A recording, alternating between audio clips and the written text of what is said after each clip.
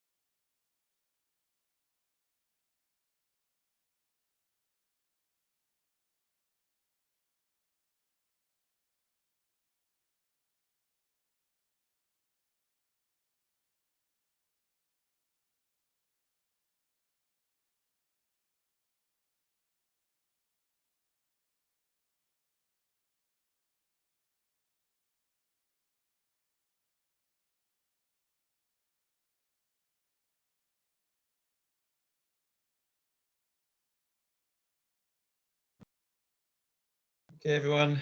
Hi there. I think we've got quite a few of you logged in now, so I think it's probably a good time to kick things off. So thanks again to everyone for joining us. It's our public comment webinar for our new Landfill Project Protocol version 5.0 draft. So thanks for joining us, and let's commence with the webinar. Okay, so we'll do some quick introductions first. I might be selfish and jump in. I'm the second name there, Sammy Osmond, Senior Policy Manager at the Reserve. For this particular effort, I'll be helping out with project management, so essentially steering the process along, and then also getting in and playing around with some of the update itself, some of the protocol development work. And then we also have a colleague, Betty, who will say a quick hello now. Would you like to say a quick hello, Betty? Sure. Hi, everyone. I'm Betty Savariz. I am a policy associate at the Climate Action Reserve. And in this protocol update process, I've been working mostly with the update of the performance standard test. Great. Thanks, Betty. Very modest there. You've been doing a lot more than that, but yeah, definitely did that very critical work with the performance standard test, which we'll hear about in a moment. And we also have Heather Raven. Would you like to say a quick hello, Heather?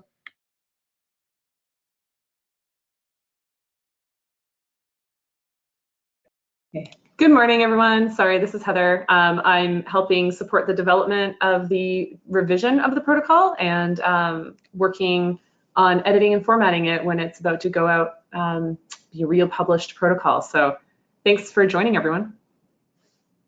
Thanks, Heather. Sorry, I hope I didn't catch you off guard there. Okay, let's move on. Oops, hang on, it's frozen. Okay, background agenda. Okay, this is the agenda for today, but just before we get into going through the agenda, maybe I'll run through the logistics quickly. So I think most of you, we're all old friends here, so you're probably pretty familiar with the software, but essentially you've got a little app window that pops up to the right of your screen usually, and you'll see on there there's a chat function and there's also a questions function. So please feel free, I guess the questions is probably the simplest place. You can click on that link there and you can enter questions in at any time during the presentation. I think we'll try and keep an eye on those questions, and usually we do often answer questions while we're going through it, but just depending on the nature of the question or how many we get, we've, as you can see on the agenda there, the third item is for questions and answers. So there's a good chance that we'll leave all questions to the end, especially the tricky ones. So feel free to throw in questions into that little question box at any point, and we'll hopefully have time to go through those at the end. As you're probably all aware, this is a public comment period, so you also very welcome to and invited to submit written comments if you'd like, and then we'll provide our contact details towards the end of the slides, so you can always reach out to any of us via phone or email to talk through issues as well.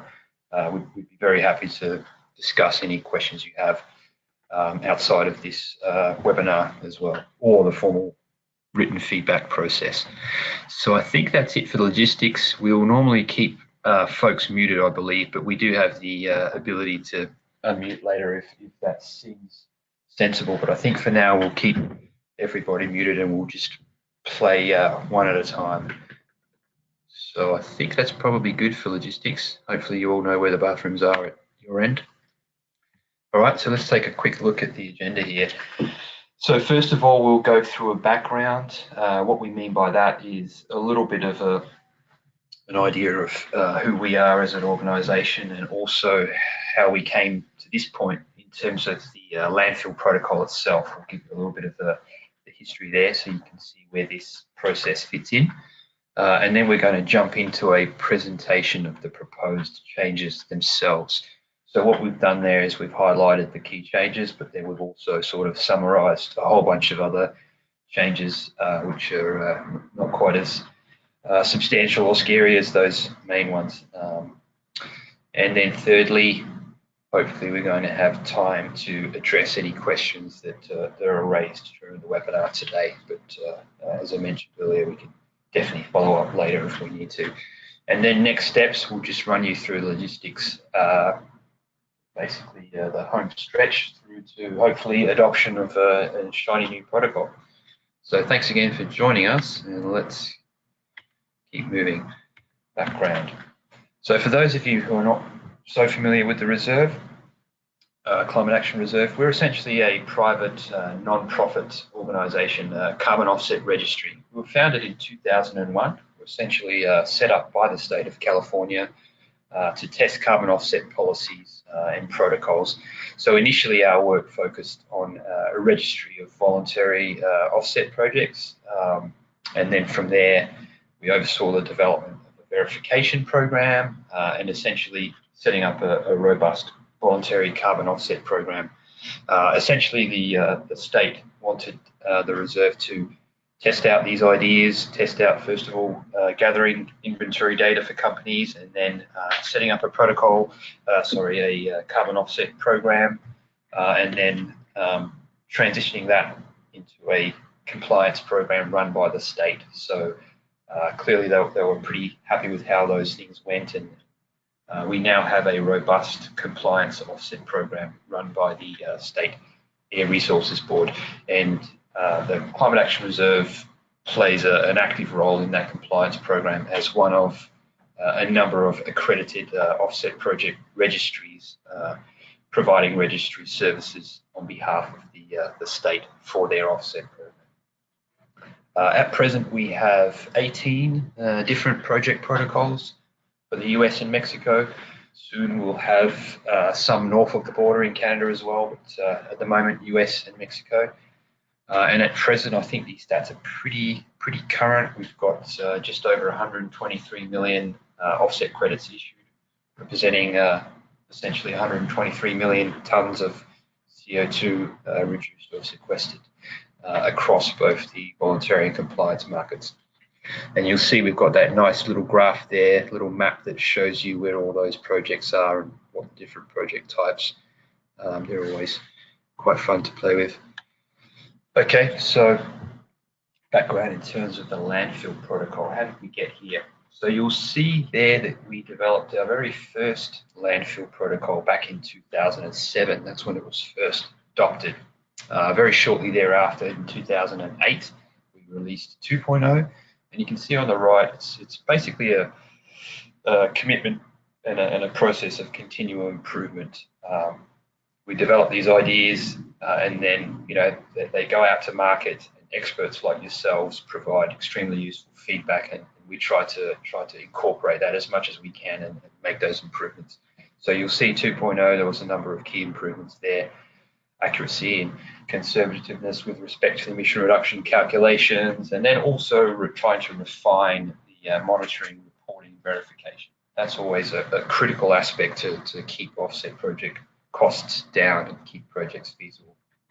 2009, you'll see that we came out with version 3.0, again with some critical updates there, and then 4.0 was released in 2011. So that's the most current version that we have currently operating at the moment. And the most critical change that occurred for 4.0 was the introduction of a size threshold for LFG to energy projects in our performance standard test. Now we'll get into that in a lot more detail later. Betty's going to be walking through all the critical work she's done there, but that's essentially the single biggest factor that's driven us to this update process, that performance standard in the 4.0 protocol. Hopefully everybody's hearing me well. We did test that internally and it seems to be okay, so I should have done that with you all, but I don't see any angry notes or questions coming in, so I think it seems to be working well for folks, so keep moving. Okay, and now, oops, there we go. There's the first angry feedback. All sounds good. Okay, thanks. Not quite as angry as I anticipated. Okay, so presentation of proposed changes. These are the exciting things that we would like to show you, showing you new updates. Okay, so here are the key changes that we've made. Essentially, we've looked at the project definition itself, and this is a nice change that will result in essentially potentially new projects that were not eligible before. And then we've also got changes to the crediting period to essentially allow projects to be eligible for a second 10-year crediting period. So quite a substantial beneficial change there, hopefully. And then we've made significant changes to the performance standard test. So this is one of our essential eligibility criteria. So that is a very significant change, and it was one of the key drivers to make an update. So Betty's going to be spending a good amount of time walking you through the changes there towards the end of the presentation. Okay, oops, sorry, just checking the feedback. We've got mostly positive, so that's good. Oops, hang on.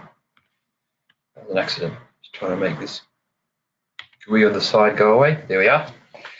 Now let's see, performance standard test. So we've also made changes to the legal requirement test, which is the other main arm of our eligibility criteria. The changes there are much simpler.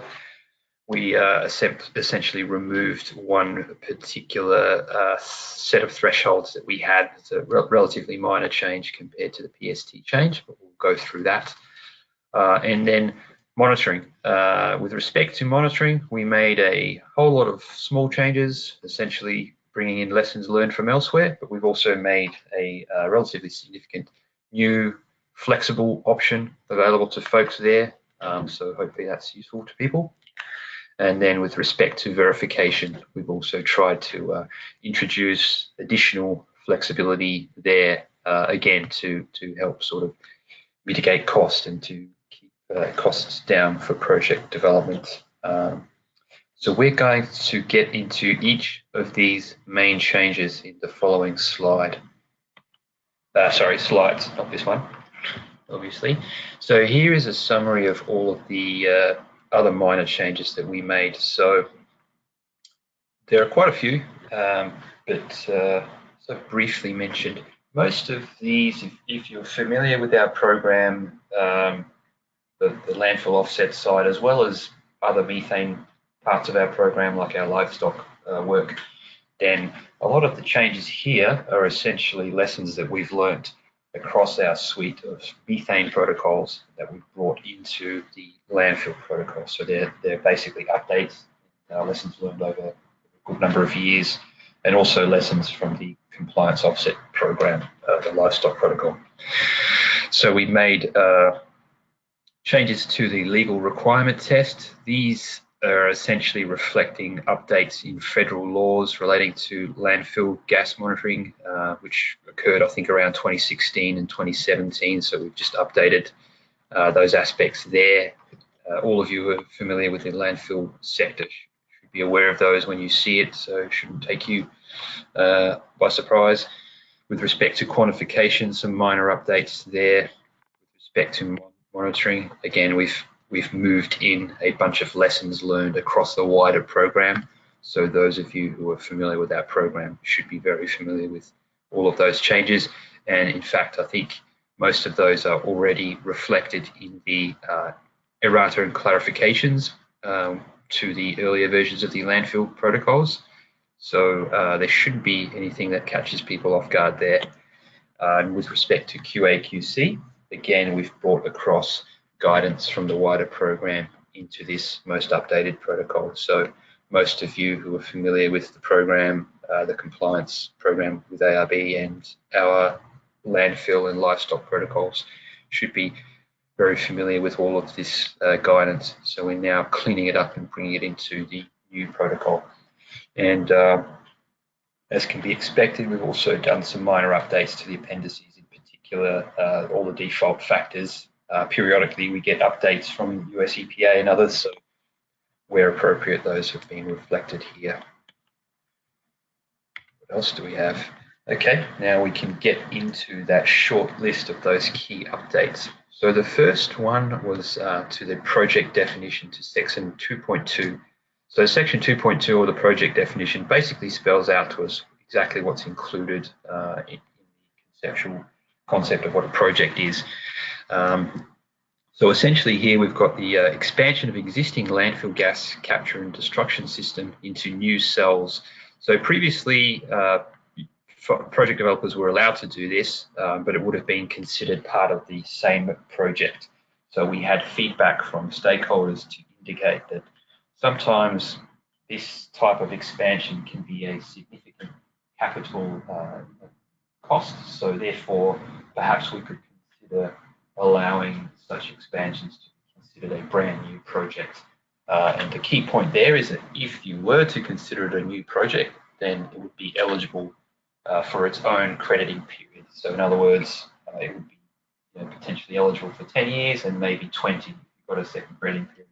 Otherwise, if we had left things as is, then those types of expansions would just fall within the existing 10-year crediting period of a project. So that capital outlay may only result in a couple of years worth of additional crediting. So we did make that change, and the rationale here is spelt out as I just went through. So there are a couple of sort of safeguards there. We thought that it was reasonable to do this. However, and also for projects to share a common destruction device. And then obviously we need to just make sure that the monitoring is adequate. Make sure we're able to effectively look at flows between cells and make sure there's no migration, just simple, sensible things like that. So a couple of requirements there, but otherwise more flexibility introduced. And then with respect to regulatory compliance, we also just updated slightly some guidance there that if we're talking now about multiple projects at a single site, if there's a regulatory compliance problem, then it's probably reasonable to assume that the problem affects both or all of the projects, unless you can demonstrate otherwise. So slight update to the guidance there. But again, introducing some flexibility, but otherwise the same functionality is there as previous versions. Still able to make the expansion, but now you have the option of having it be treated as a new project. Okay, now this section 3.3, crediting periods. So as is common with a lot of our other protocols, other project types as well as landfill, they allow for a second crediting period. Version 4.0 did not. So what we're doing here is we are allowing projects to apply for a second crediting period for version 5.0.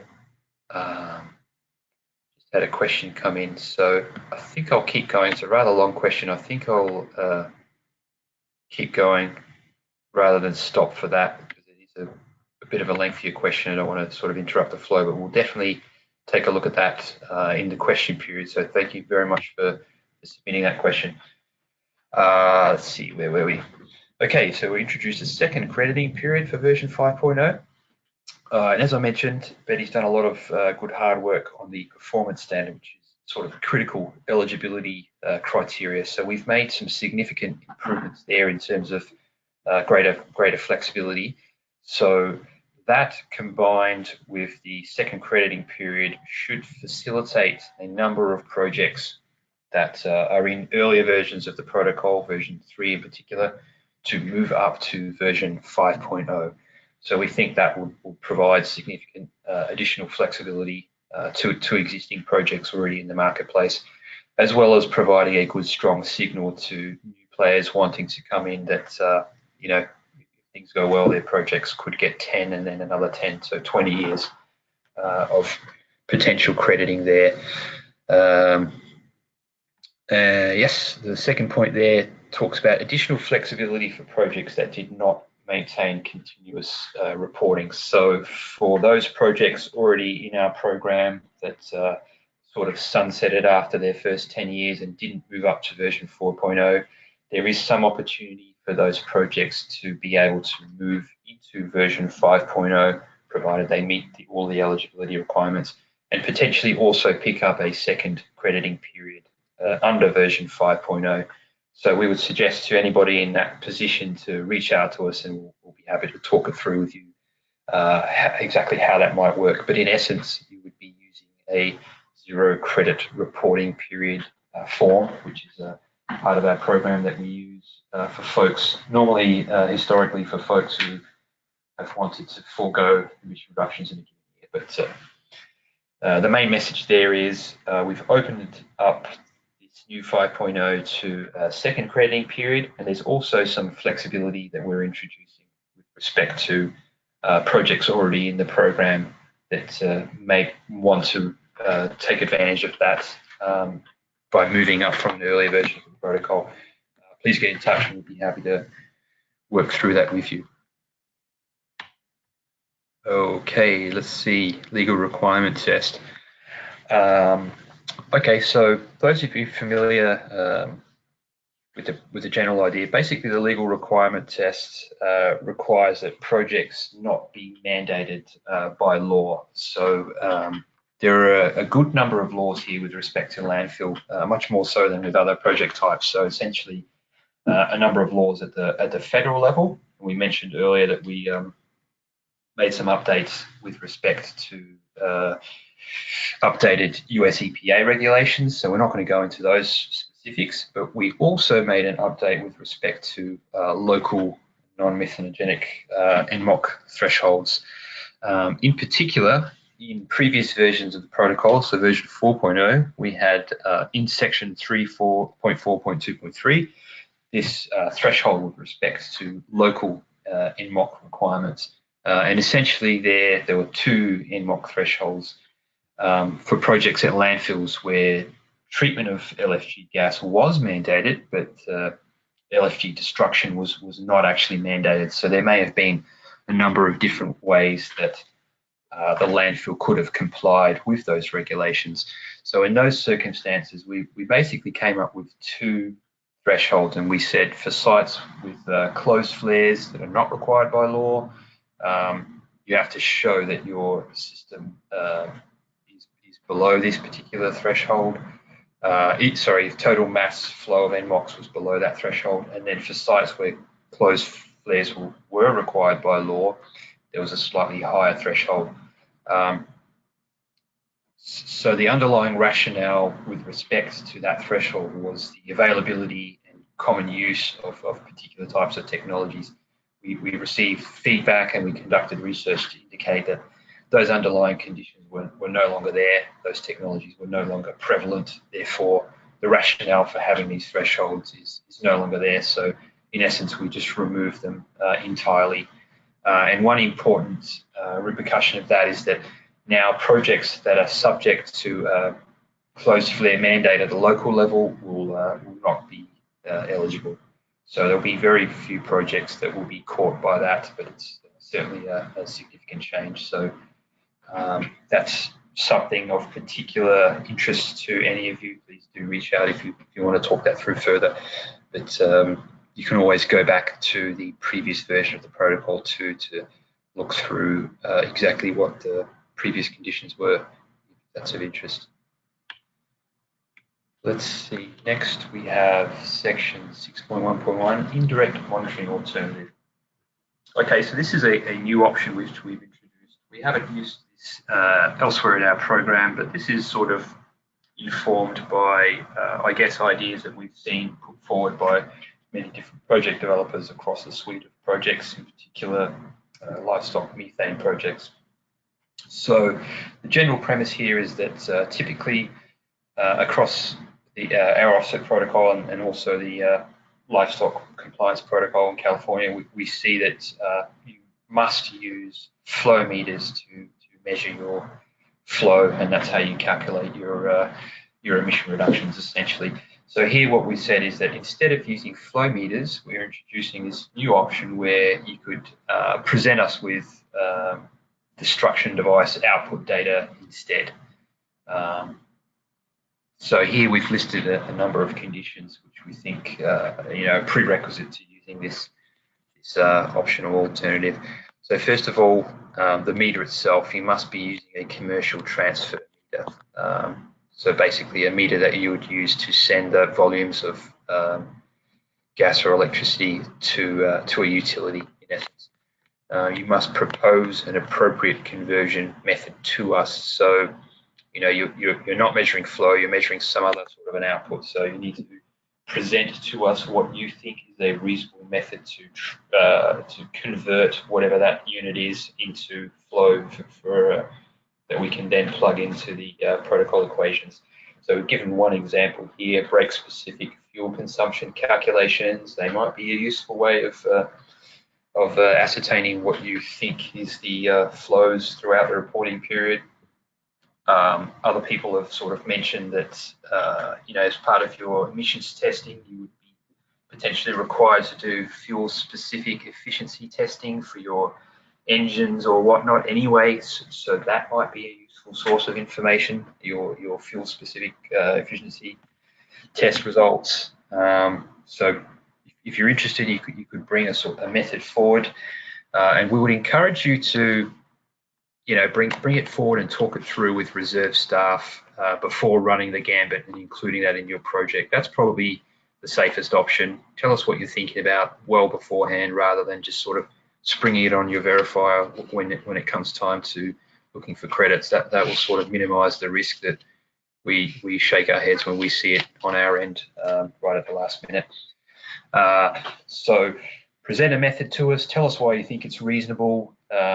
Set it out clearly in your monitoring report as well. We want this to clearly be something that you've thought about well ahead of time, and you've collected all the data that you said you would. You've monitored all the data you said you would that's necessary to fill in the model, the method that you've come up with. And then please apply it consistently throughout the reporting period. What we see sometimes is people try to use one method for a couple of weeks and then another method for another few months because something went wrong and person wasn't able to use method one, something like that. So we generally prefer to see a consistent application of whatever it is that you think is a reasonable method throughout the entire reporting period. And then, as always, you will need to present this type of method to your verifier, and you need to convince your expert engineer that this is a sensible idea. Demonstrate to the verifier's satisfaction that the use of the data and the method itself is reasonable and also conservative. So for instance, that brake-specific fuel consumption, that might be an average for the entire reporting period. I guess you would want to convince your verifier that there weren't significant fluctuations that make that overly generous, for instance, something like that. And then QA/QC requirements.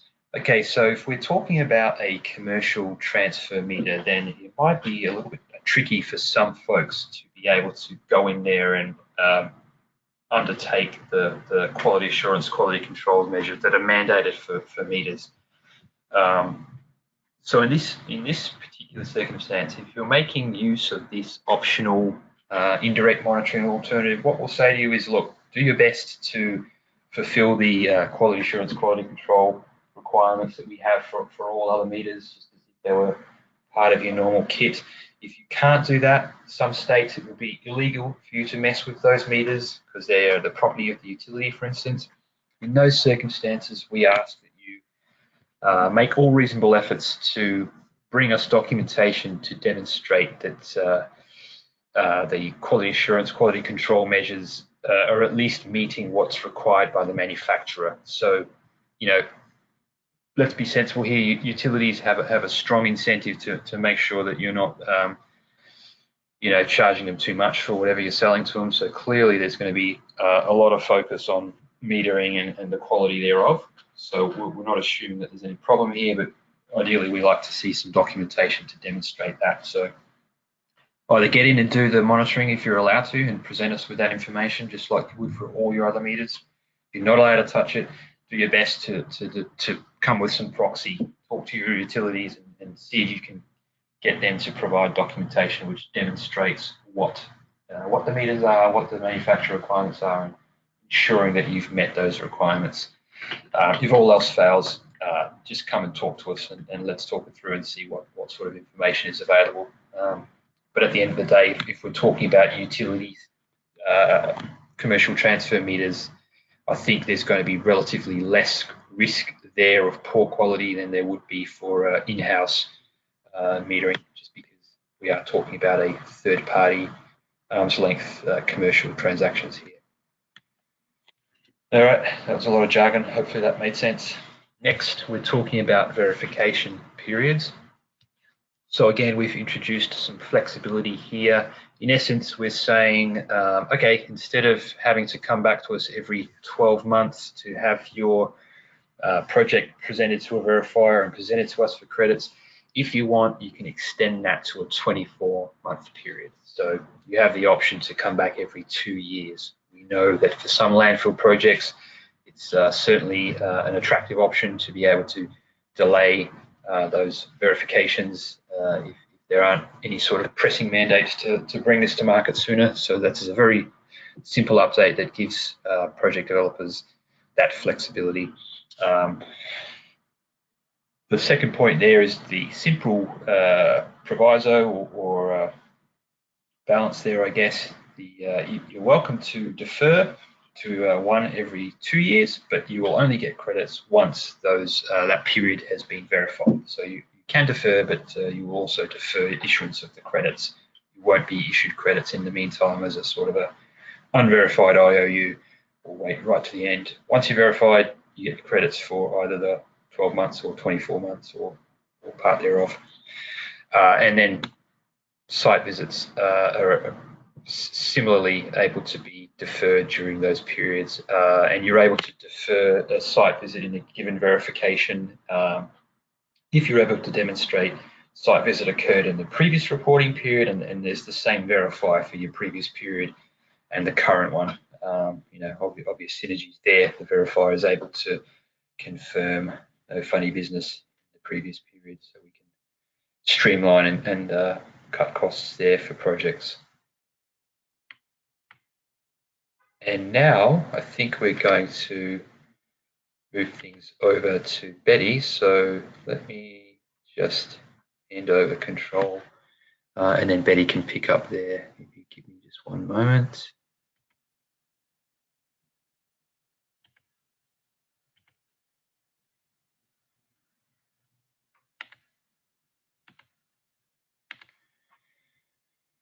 Okay, Betty, I think I've just handed over control. So if you'd like to set up your screen for sharing, and you can pick up, and I'll mute once you confirm.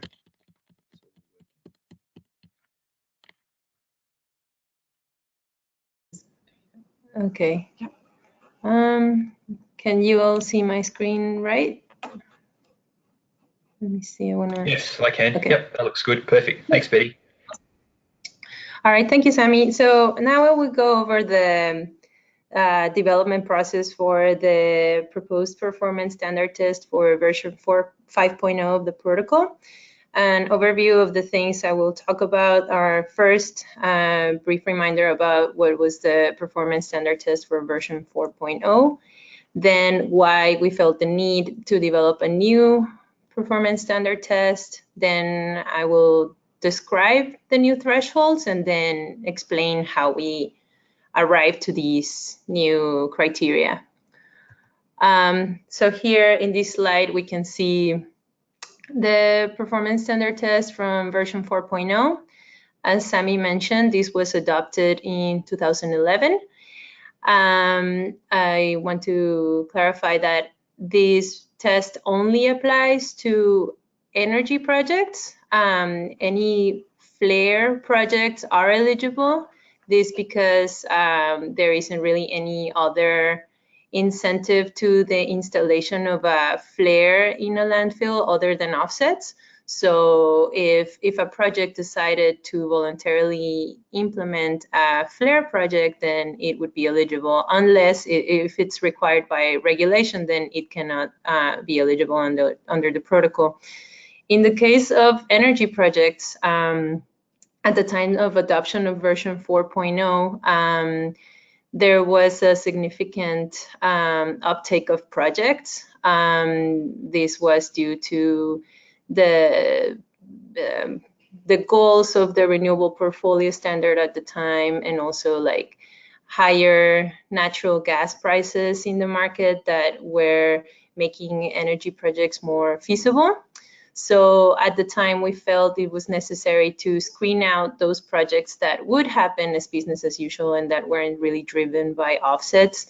And the criteria used at that time was waste in place and precipitation.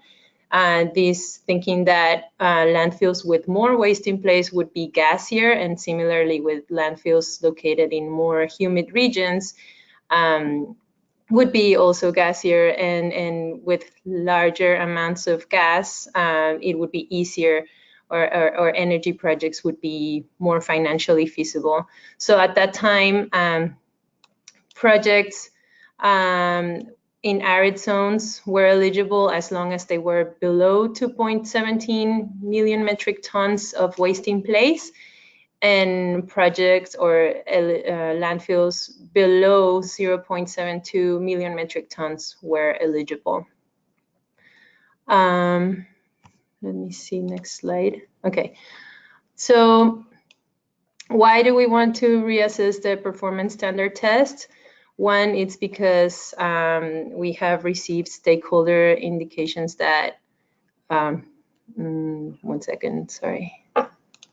Okay, that the 4.0's threshold were too restrictive, that any landfill that really was below those thresholds really wouldn't produce enough gas to have a feasible energy project.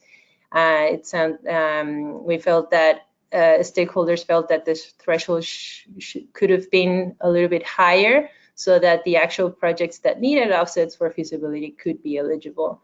So we wanted to kind of like readjust the threshold for eligibility.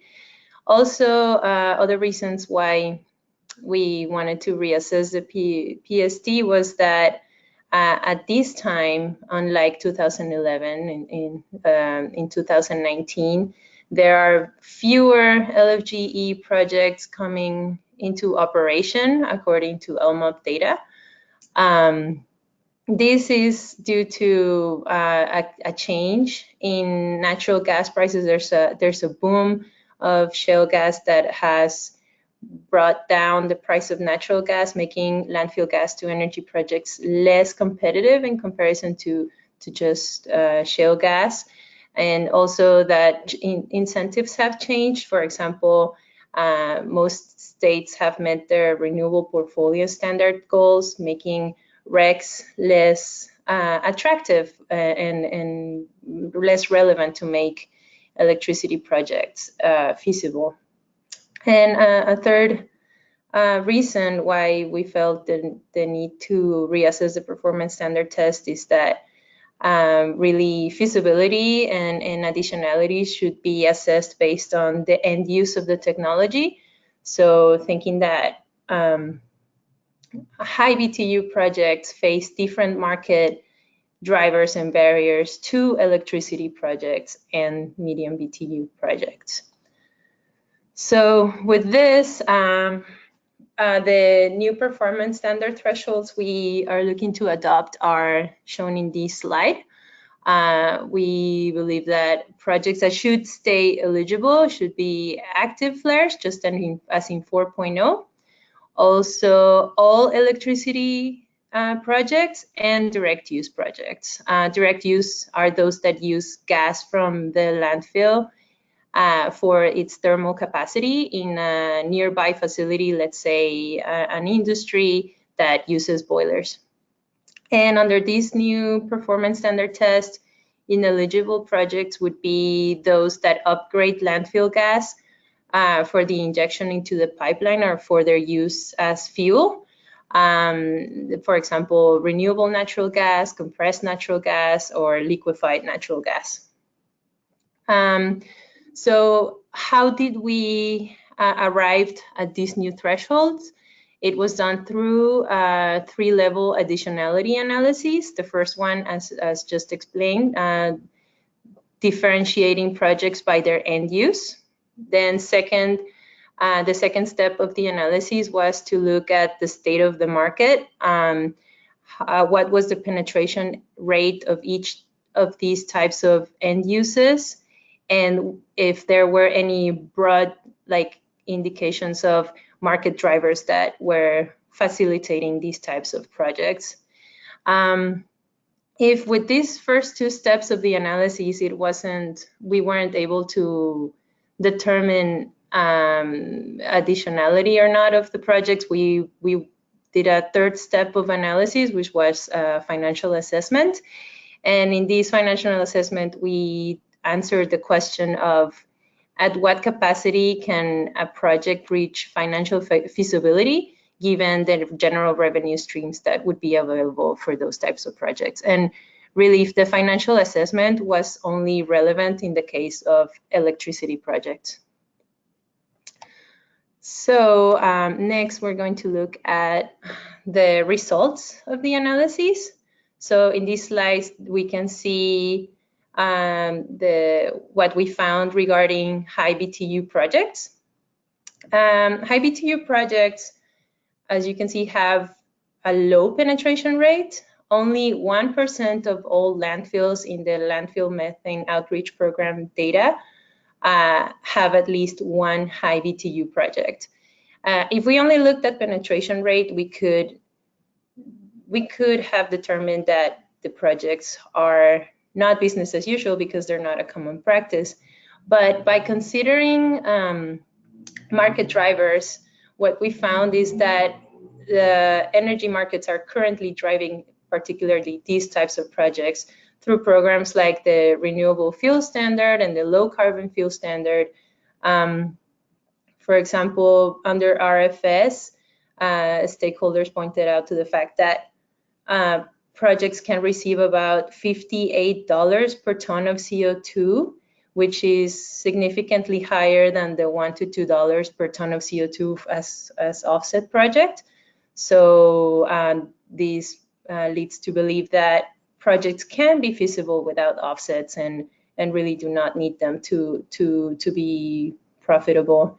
Also, according to information in the LMOP database, most of the projects, the majority of projects planned for construction in 2019 and onwards are RNG projects, meaning that these projects are happening even without offsets. So based on these findings, mainly on drivers, we believe that high BTU projects are business as usual and should not be eligible under the landfill protocol version 5.0.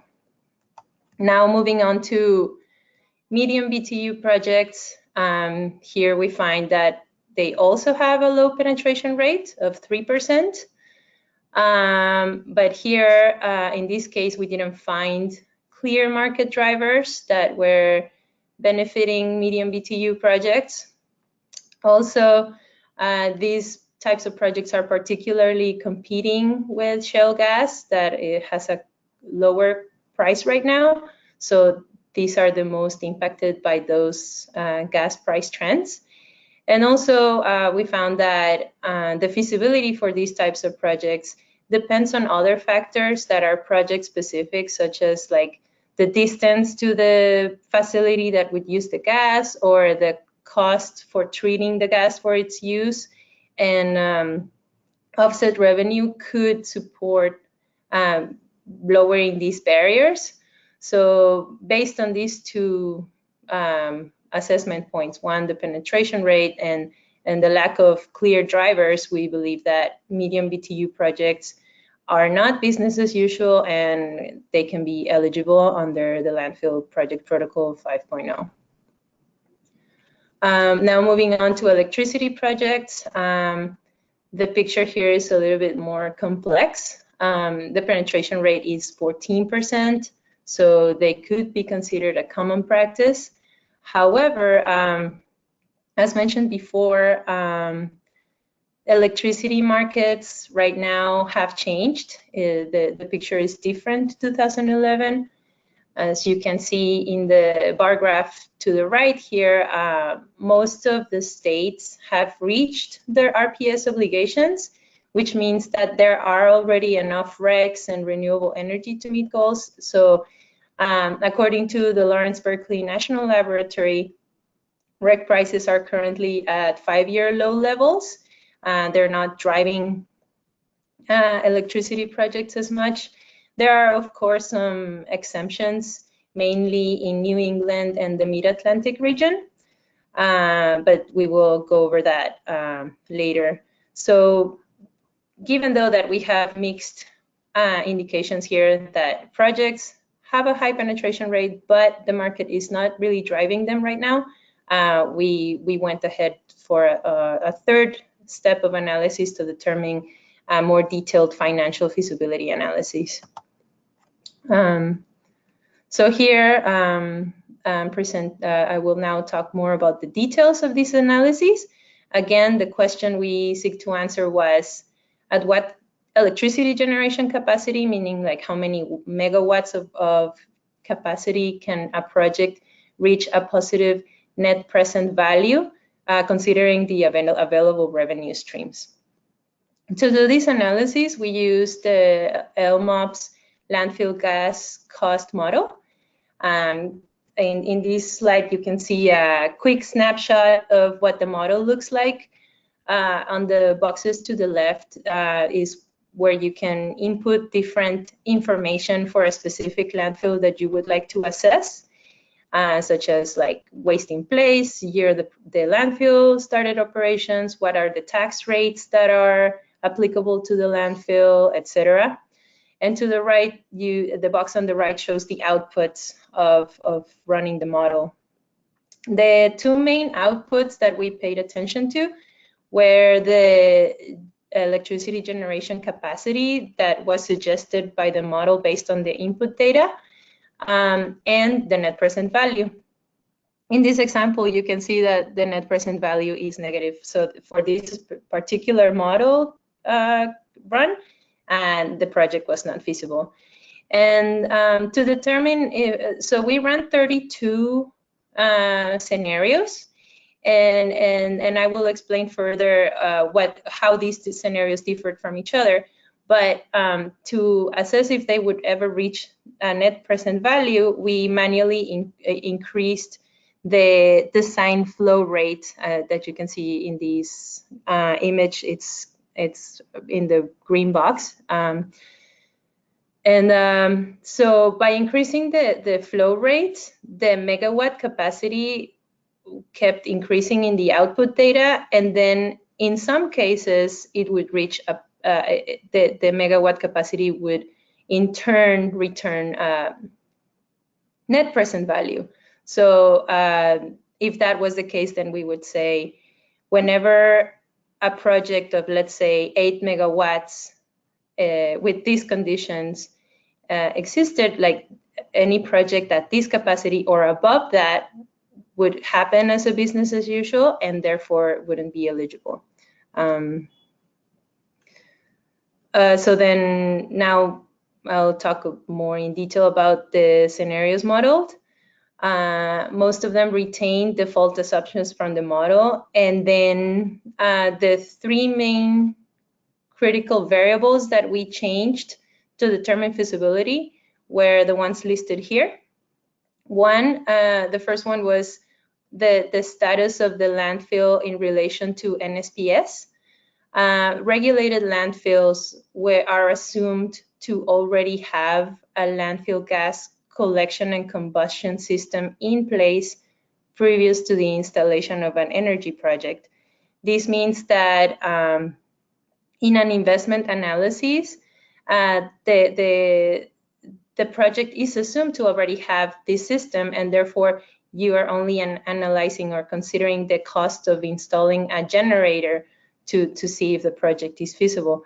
So this makes regulated projects more attractive financially than unregulated ones, where the starting point is the absence of a landfill gas collection and combustion system. So unregulated landfills had more difficulty at reaching feasibility given these additional upfront costs. The second variable considered was the ownership type of the project.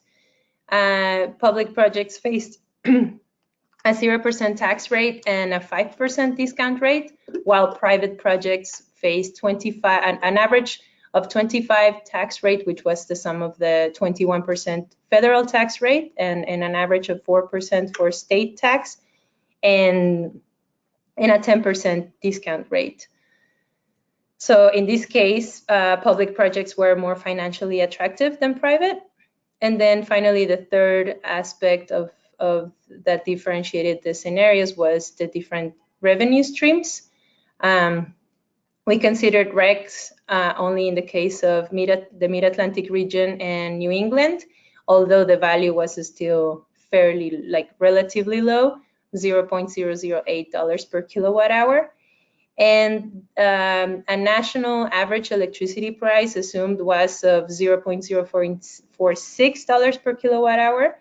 And we assumed a higher price in the region of Vermont and New England.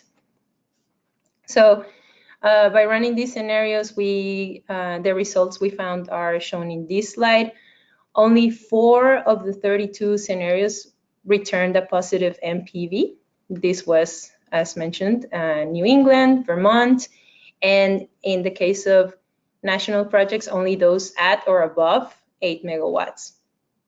In all the cases, projects were public, regulated, and had the highest revenue streams. So what this means really is that, or what we conclude after these results is that the legal requirement test would be sufficient to screen out projects even before they reached these thresholds that we determined here. Because all of the landfills or all of the scenarios were regulated, so they would already be required by law to destroy gas, meaning that they wouldn't be eligible anyway. So based on this, we have determined that it is not necessary to specify a threshold for electricity projects, and we can safely rely only on the legal requirement test. So again, just to show it once more, these are the final thresholds. Eligible are active flare projects, on-site electricity, and direct use projects, and ineligible are upgraded landfill and all the types of upgraded landfill gas projects, including those that inject into a pipeline or transmission and distribution network. So with this, we would like now to open up the floor for any questions. Great, thanks, Betty. So we've had a good number of questions come in during the presentation, and that's slowed down. So we've provided some answers within that question function itself, and then I think there might have been at least one where we're going to probably follow up with the person answering the question. Any additional questions at this point? None coming in. So again, drop those down anytime now, and we'll capture those, and we can either try to answer them now or follow up with you. And then we're going to show you our contact details in a moment. So please feel free to reach out to any of us if you have any questions you'd like to present to us. Is this webinar and Q&A will be available in writing? Yes, I believe the webinar presentation itself should be. The Q&A, I don't know that we normally print out an Excel of the Q&A, but given that it's been mostly questions between yourself and us, we can probably at least follow up with you and present that information to you in a summary. If anybody else wants a summary of questions answered and asked and answered, I should say, we can probably make that available. Can't see why not. I think the software allows us to download that in an Excel form, so that can be a nice and easy way for people to look things over. So yeah, we'll have our contact details to you in a sec. And in the next steps part, we'll also recap. Do you want to just go to the next slide? Yeah, there we go. Do you want to keep going? There we go. Perfect. Thanks, Betty. So as you can see here, we're currently in the middle of our public comment period, and we're hoping that you will have written comments to us if you're interested, no later than the end of the day on Tuesday, March the 12th. So we still have a little bit of time there to play with. Formal comments will be sent into policy@climateactionreserve.org. A couple of requests there, word format, set out in the order that the protocol is, et cetera. And then we're hoping to bring this home for adoption by our board at our NACW conference, April 24th, 2019. That's the board meeting at which we're hoping to present and have this adopted. So formal comments via email by the end of Tuesday, March 12th. But can you just hit the next button for the next slide? Thank you very much. So here you've got Betty and my contact details. So by all means, written comments, formal written comments are very much welcome. But any other times you'd like to reach out for a chat or to put questions to us, you can do so less formally via email anytime. And also feel free to pick up the phone to Betty or myself anytime, noting that we are on Pacific time. So if you call us at 2 a.m., we're less likely to answer your call, but we will get back to you if you leave a message. So I don't see any other questions coming in, and it is 10:59. So we have all of 30 seconds or so if anybody wants to get a last question in. Otherwise, thank you very much for all of you for joining us. It's been a good process so far. We've had some good, robust questions on this webinar. We will present the webinar and the slides to you, and we'll follow up with those persons that we said we would over the question function. Other than that, good luck and thanks for joining us.